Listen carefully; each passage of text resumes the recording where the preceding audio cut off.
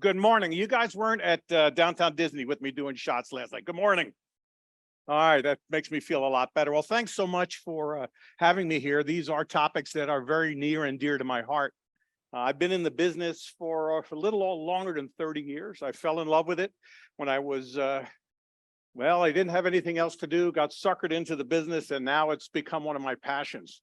Been a CEO for almost 11 years and had a lot of phenomenal experiences across this amazing industry.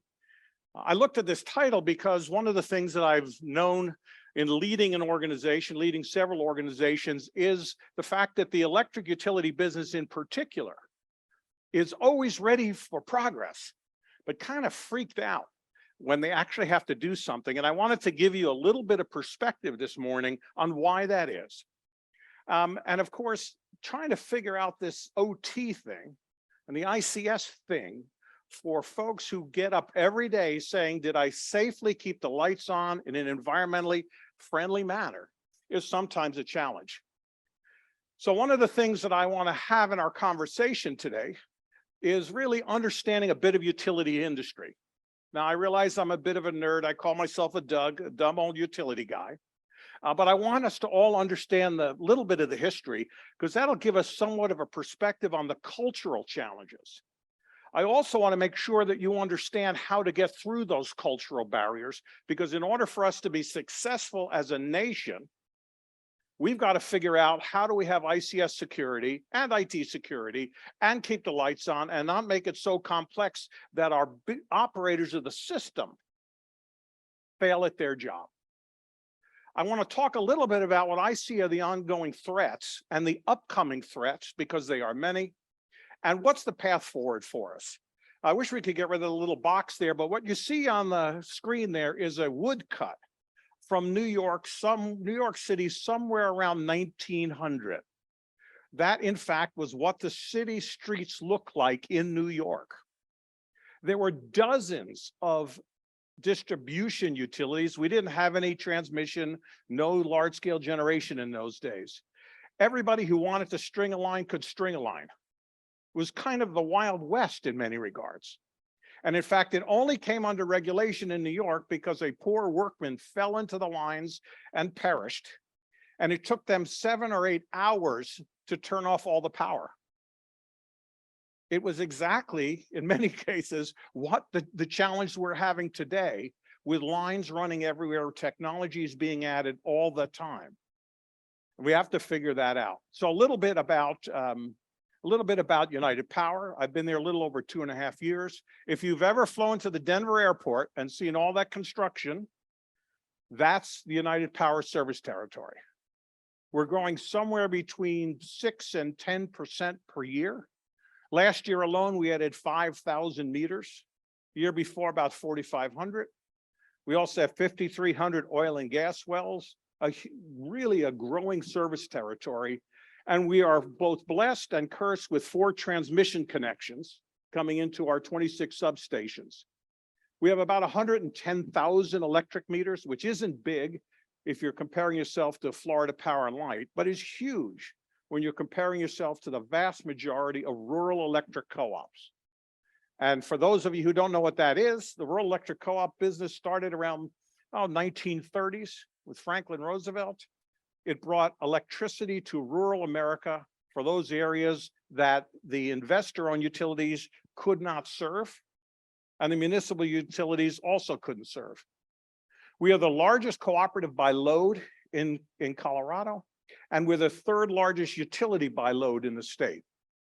We're also kind of in a unique position because we have gone from rural to exurban to suburban to urban. So a lot of the issues I'll talk about in a few moments really come home to roost for us.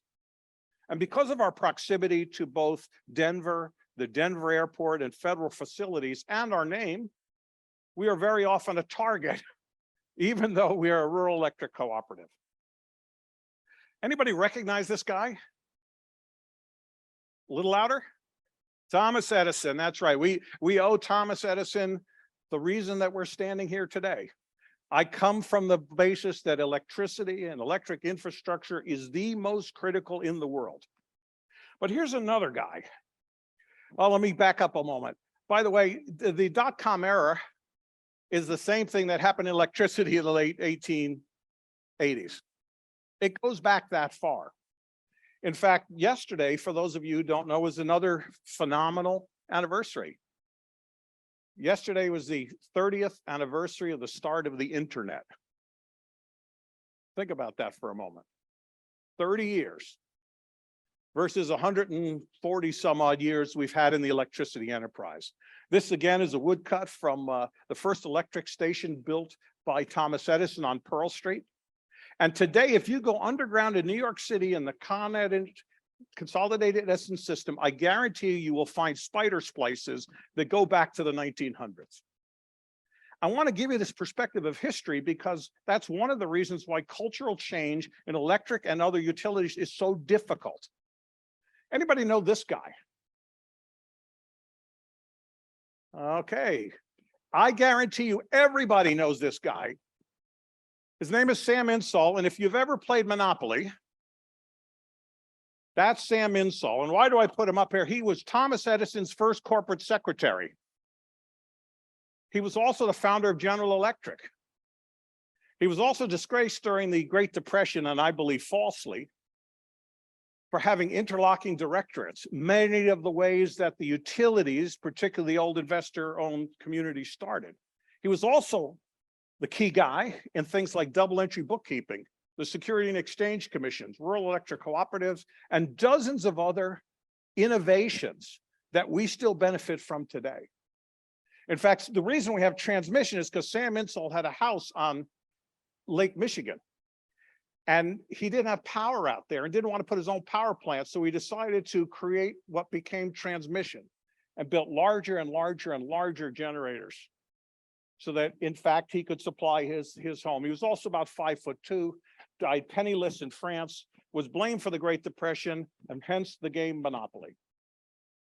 So I want to give you a couple of positions where I come from in this, because it's important that we have perspective on the industries that we're serving. Electrons are governed by the laws of physics. Now, many of you in the room are going, well, of course, Mark. But what we deal with very often is that electricity is governed by the laws of politics. One set of those laws we can change, the other ones we can't. And it's important to understand that because funding for things like security on the OT side run right up against the political desire that folks have. We run into this every single day in operating a utility.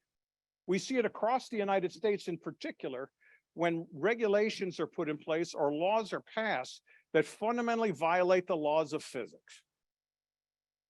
And again, one set we can monitor, we can change, the other set we really can't.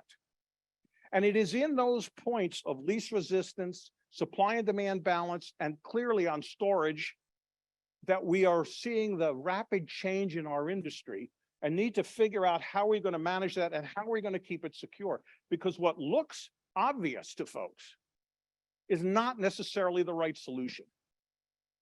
The challenge, I can tell you as a utility CEO, is not of what is real, but what is perceived as real.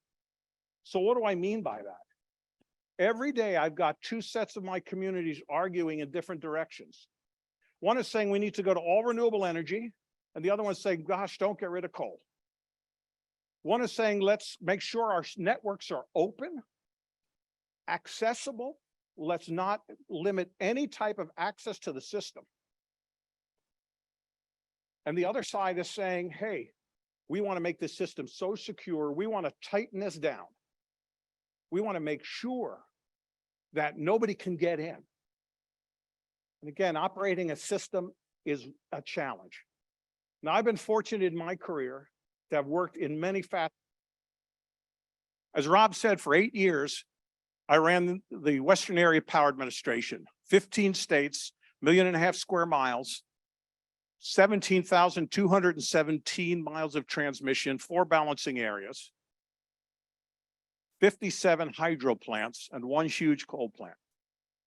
And the challenge that I had was the assumption that those systems were secure, easy to manage, and didn't have any threats to them.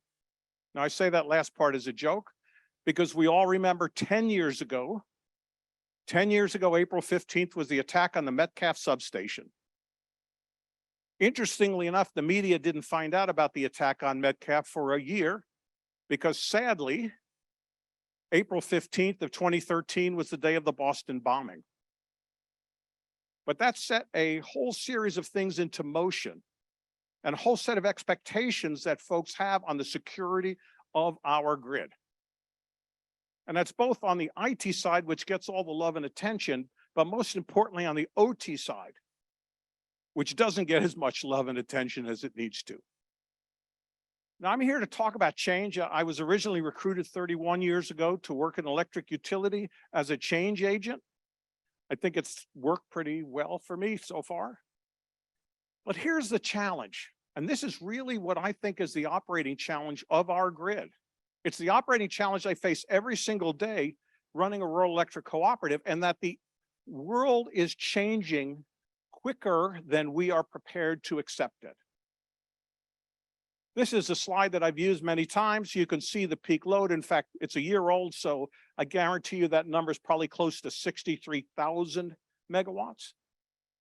We constantly are setting records, constantly changing the power and supply basis for this entire industry, which really sets us up for some of the challenges that I see and what I have to manage every single day. At United Power, more than 10,000 of our residents have added solar to the rooftop. 250 have added batteries. Another 6,000 of us, remember this is out of 100,000 meters. Another 6,000 of us are driving electric vehicles. More and more every single day, more and more controls devices that are hitting our network every single day and opening up the world. Now, the electric enterprise is very interesting, right? Unlike other countries where usually they're started with a nation's utility and then they may have broken up. Of course, they could have gone crazy like Germany and added all these distribution utilities. But if you look at that graphic, which by the way, I had at a presentation 18 years ago at EPRI, every piece of that puzzle, from generation to transmission to the home to industrial controls, all of those things are vectors for attack. And I can tell you from somebody being on the ground, I worry every single day about which vector is going to turn the lights out for my folks. And of course, the electric enterprise is made up of 2,200 or so utilities of various kinds. The big blue blob there is, of course, the investor-owned utilities, cooperatives. We're roughly 12% of the utilities in the United States, but also comprise about 75% of the landmass. There's all sorts of energy service providers, there's municipal utilities, and dozens of folks providing power, dozens of companies wanting to get onto the transmission system. And each one of those represents a vector and a threat for us as utility operators. Now, here's a couple of pieces. Again, this is part of my history lesson today. We make money as utilities on the assets. If you just send me an email, I'll send you the whole how we make money slide presentation that I have. We collect money on kilowatt hours sold or used. And when we look at this, it's one of the challenges that we have. There's a variety of regulation that goes on, whether you are a co-op, a muni, or an investor-owned utility, and those regulations vary widely. I'll go back to the comment that I made about electricity follows the laws of politics. In many places, the electric bill is used to collect taxes, to help social programs. And by the way, I'm not qualifying whether that's good or bad. It just means when it comes to things like OT expenditures, when it comes to making that decision, the dollars have to come from somewhere. And very often, there's kind of a conflict and a push and pull. Now, we know societal change is happening. I've, again, used this slide for several years now. It's reported, and I don't know whether it's true, that Alexa or online shopping is going to happen through voice commands for about 50% of all online shopping out of the future. We're all adding Nest thermostats. We're all adding other kind of controls. I'm going to skip over Bitcoin for a minute. And then, of course, storage. Storage is the story of this decade. I want to go back to Bitcoin for a minute because I don't believe personally I'm going to ever invest in Bitcoin. I could be wrong.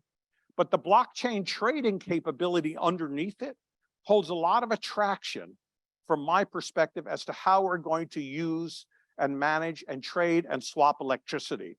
Again, a vector for challenge at the same time that it's a vector for change. Now, I'm going to get to some of the things that concern me every single morning. Look, I love SCADA systems.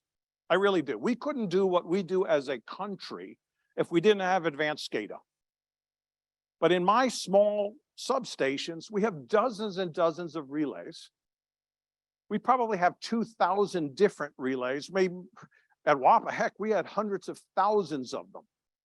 And of course, these relays are connected via fiber optic network, cellular, satellite. And that represents a huge OT challenge from my perspective. People always ask me, what keeps you up at night? Are you worried about EMP? And I said, no, I'm worried about BBTS. That's Billy Bob Bubba 30-06 in a six-pack. But the reality is access to substations, access to our relays, access to our control systems does keep me awake at night.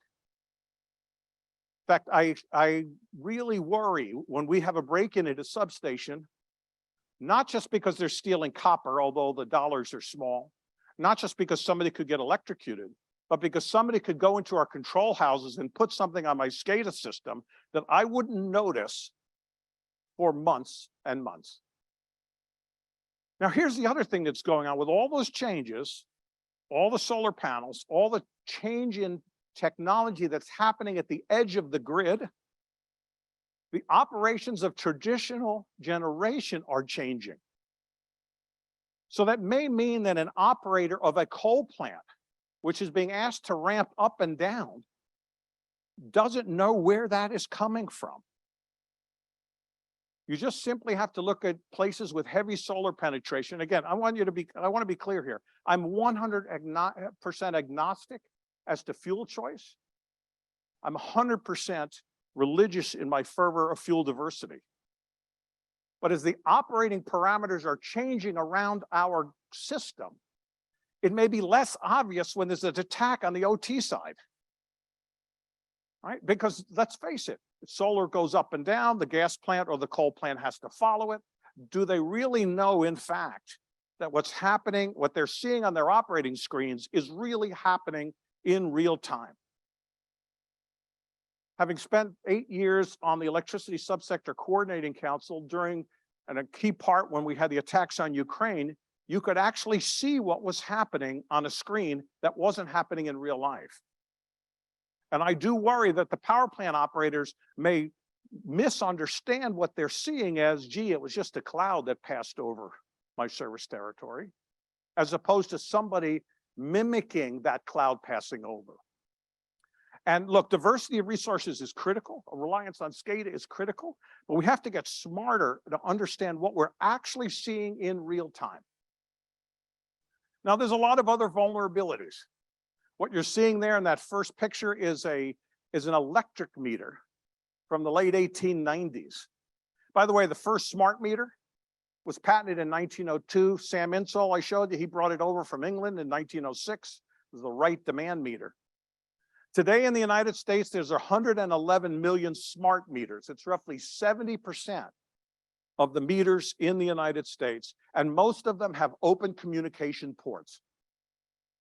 Now, as a distribution utility, I worry about the cash register function. But from an operating perspective, I am very concerned that somebody could get in and mess with those meters, not only curtailing my cash, but also changing what I'm buying and selling and moving back and forth in the marketplace. And oh, by the way, as a utility, I have hundreds of other meters, high side transformer, low side transformer, all sorts of meters out there. So the vulnerability exists in a dramatic fashion. Now, I will say that that's actually a picture of one of the homes in my service territory. As I said, we have roughly 10,000 solar rooftops. And on the other side, that's a picture of my Generac that's at my home in the mountains. 25 million homes have inverter-based technologies. What's the security on an inverter? What happens if someone goes in and changes the operating parameters of those inverters? It causes me to stay awake at night. Now, this is one I just picked up last week, and I was kind of stunned when I read about it. This is Amazon's Sidewalk Network, which is offering all sorts of localized control, including, as I highlighted down there, solar panel controllers. And for me, operating a distribution utility, if I suddenly have 10,000 solar panel controllers turning off, it creates a huge operating challenge, especially in the summer, especially 4 o'clock in the afternoon on the Thursday in, let's say, August. Because I'm counting on that solar power to continue to operate my system. They could operate a whole variety of things underneath the SCADA layer. And I worry about that. I worry about someone coming in and picking off those various controls. And it's not just about the economics, it's about how the system actually operates. Now, I'm an EV driver. I must admit, I've been driving an EV for 2 years. I love it. I also have my Ford F-250 with a 7.3 liter gas engine. Because the Tesla doesn't allow me to go up hunting. It doesn't work well. But what you're seeing here, again, pulled this right off the internet. This is nothing deep, dark secret. What you're looking at are charge point controllers as they funnel back down and into a utility system. I've got one in my garage at my house. And it does cause me concern as I think about what are the entry points in my system that are now exposed. So my Ring doorbell, my solar panel, my inverter, my battery, and my EV now all have an entry point into the operating system. Firewalls or not. And this is what we've got to figure out how to manage. Distributed generation is great. As I said, we encourage solar panels, we encourage storage, we work with our commercial and industrial customers. We're about to electrify vast pieces of the oil and gas fields that I have in my service territory. But there is always that risk about dispatch and accessibility. How do I make sure that these are not the entry points into my system? In fact, when I ran WAPA 4 years ago, we had a pretty secure OT environment. Yet we got hit because of a small wind farm sitting in Iowa. They were penetrated, that fed back into my system. Fortunately, we caught it before too much damage. But distributed generation, again, is another entry point. So I ask you all to think about how are you going to manage the world?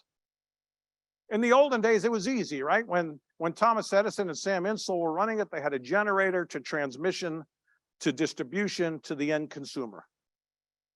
It was a one-way system. And I used to say, oh, we're moving to a two-way system, and I realize now I was wrong.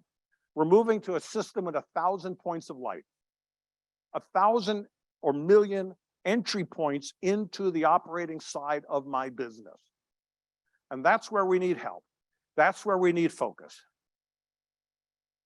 And I want to switch a little bit to culture. Again, my goal in talking about the history and the attack vectors was I want you to understand why it's so darn hard to make sure that the systems are protected. I'm a big guy on culture. We started it years ago when I was at EPRI. We worked it at WAPA, and we're clearly doing it now at United Power. And that is, how do we make sure the initiatives we are doing have high results? And whether it's IT, their cyber plan, ICS plan, OT, doesn't matter to me on the initiative. How do you create a high performance, value, and culture so that you're not getting people putting their hand up and saying, don't do that? No, we don't like that. Because the alternative is very simple. The jaws of culture are vicious. Anybody who's worked in or for electric utilities will clearly understand this. It's turf. I don't want to change. I've got a bureaucracy. That's those IT guys. God, they're just a pain. Right? And what does that create? A lack of a bias for action, a lack of trust, openness, teamwork, all that stuff that we want to do here. So when you're approaching an OT project, an ICS system, I think it's important to understand what the culture is. And how do you work through that? Because if you take the right approach, my belief is you can shift strategy and structure. It's not easy, right? Because we've all come through a history here. I mean, think about it. The iPhone's what, 15 years old? They said the internet's only 30 years old. The electric utility business is 140 years old. And those of us who grew up in it, now I'm not 140 years old, but those of us who grew up in it want to do what? We want to protect our system. We want to keep our system to ourselves. We've got an existing structure which doesn't reward reaching across the aisle into other budget buckets. That means you have to think about how do you transfer the culture at the same time you transfer the technologies. And I think that's really important for folks to understand. So here's some utility challenges. And by the way, every one of these things I have heard as CEO. IT people, get away from my OT systems. Oh, that's IT, this is OT. Don't go anywhere near my systems. We're going to air gap them, right? The air gap is going to solve everything. And then we turn around and OT say, well, we're here to help. Well, help what? My system runs fine. My system has run so well for the last 139 years. I don't need you now coming in talking about threats and what you're going to do for me. The budget bucket problem. Well, you know what? That's in my OT budget, I've planned on a new outage management system, and IT, you can't have any of that money. Or on the IT side of the world, gee, I've got this cybersecurity budget, and you OT guys, you can't have any of it because I need it all. Very often the reporting structures at utilities are not the same. And there's this tension between IT staff and OT staff, which I think is artificial, but it goes back to my culture comment. I think it's critical for us to recognize what it's going to take to be successful. And I say this as, again, having been a CEO for more than 11 years, with all the people reporting to me at organizations. The fight for budget, the fight for turf needs to be handled from the cultural side. It's not about technology. Honestly, it's not. It's about understanding what drives organizations. It understands the history of the organization. And I urge you, as you're doing projects, to think about that. Recognize the pain of giving up part of a budget or a staff or something that makes the challenge even greater than it needs to be. So here's kind of my takeaways, and I will open it up to some questions. It's important to understand this history and also how the actual systems work. Because showing up with an OT solution, if you don't understand what the field engineer is worried about, creates some of that challenge. All right? There's a tension that exists between those who are on the ground, turning wrenches and saying, gosh, this is just one pain in the rear for me to have to deal with this security stuff. I will tell you, most substations that I've been to, and I've been to hundreds, are not secure. I'm sorry, I don't care whether that's transmission or distribution, they are not physically secure. Which means getting into the control building, which means getting into these systems is too darn easy. So any program or project or plan has to understand what the limitations are. At WAPA, I had 322 substations, 535 comm sites. And I can tell you right now, I could go to any one of them and get in myself. And I am not the handiest guy in the world. Utilities, however, by their nature, are the most critical infrastructure in the world. There is no more critical infrastructure. Apologies for those of you who work in water, gas, transportation. because none of those operate if the electric grid goes down. We've all seen the panic of Winter Storm Uri a couple of years ago. By the way, a partial OT failure. We could talk about that at some point over a beer. It was an OT failure because the operating side of things like the natural gas network were hindered by the challenges on the electric side. I think the other piece is really around culture. And I ask you, when you do your projects, to take time and think about the culture of the organization in which you are working. Understand the history of that organization. Understand the hierarchy. Understand where the reporting structures are, where the budget lies. Because the solution, the ICS solution that you have may be perfect in your mind, but really run against the culture of the organization. I can't tell you how many utilities I've dealt with during my consulting days who had no true asset management program, and the information about their system was in old Bob's head. Right? You have to understand what you are dealing with. Because if you don't, you ignore that at your peril. It makes the projects that are out there less effective. They take a longer period of time, and they may not actually be used. Now, I think there are strategies to take advantage of this inertia, right? Because as utilities, once you get something moving down the train track, it's hard to stop it, right? So if you understand what the threats are, which are, by the way, non-traditional threats, I do worry about attacks on the bulk transmission system every day. I do worry about attacks like Metcalf, or what we saw in North Carolina, or what we saw in Washington State. But I'm worried more, quite frankly, about a physical attack being combined with a cyber attack, being combined with an ICS attack going on at the same time. Our grid operators are not tuned yet to the multiple vectors that occur in our systems. Because what could look normal, a cloud passing over a system, could be a bad actor manipulating all the inverters.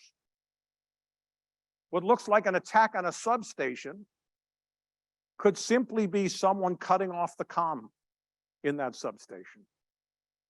So we have to think about these technologies that we are deploying, the protections that we're offering, and the systems that we are bringing in a much broader context than we do traditionally. And last but not least, I appreciate everything you all do every single day. Because as a CEO, I have limited visibility to what's happening in the field. As much as I would think that I have more visibility, I don't. In fact, this industry is phenomenal at reacting to a problem. Our history has been that we are dealing with negative response. I get very few calls every day from my members at United Power thanking me for keeping their lights on. The minute the lights go out, my phone starts ringing. Gee, didn't you know the light was out in my house? And the most common thing is I said, well, no, sir, we're going to look at that. Well, doesn't some little light go out on a panel? The answer is not yet, but it will be. Well, thank you so much for the opportunity to come and chat with you today. I'm happy to answer a few questions if we have time. If not, you can find me, mgabriel@unitedpower.com.